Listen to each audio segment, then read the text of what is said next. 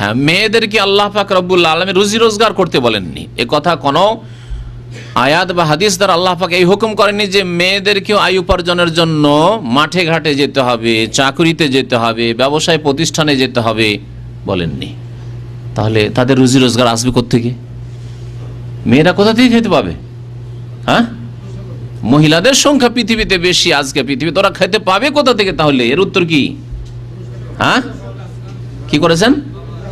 আল্লাহ পাক তাদের ব্যয় বহন অন্যের উপর ফরজ করেছেন।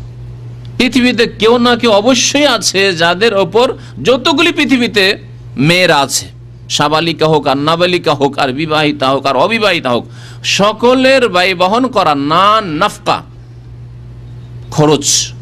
খরচা বহন করা কারো না কারো ফরজ আছে।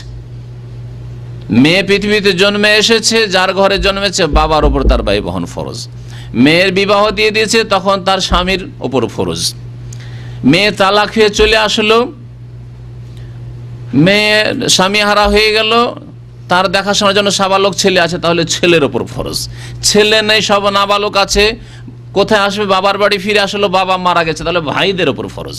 জি, কেউ নেই কোন মুসলিম সমাজে মেয়ে রয়েছে, মেয়েরা রয়েছে, মহিলারা রয়েছে, কিন্তু তাদের দেখাশোনার জন্য আপনজন কেউ নাই, তাহলে মুসলিম সরকার উপর ফরজ।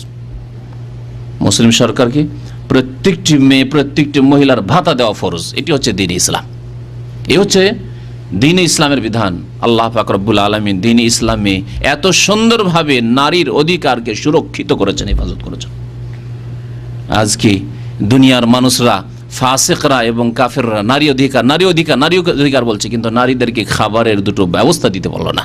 তাদেরকেও কলকারখানায় গিয়ে, রাশিয়া থেকে কারখানায় সমানভাবে কাজ করতে হবে, পশ্চিমা দেশে ইউরোপ আমেরিকাতে গিয়ে নিজের সৌন্দর্য পেশ করতে হবে এবং দোকানে দাঁড়াইতে হবে, সারাদিন দাঁড়িয়ে থাকতে হবে, তাহলে দুটো রুজি রুটি ভাত পাবে, না হলে খেতে পাবে না।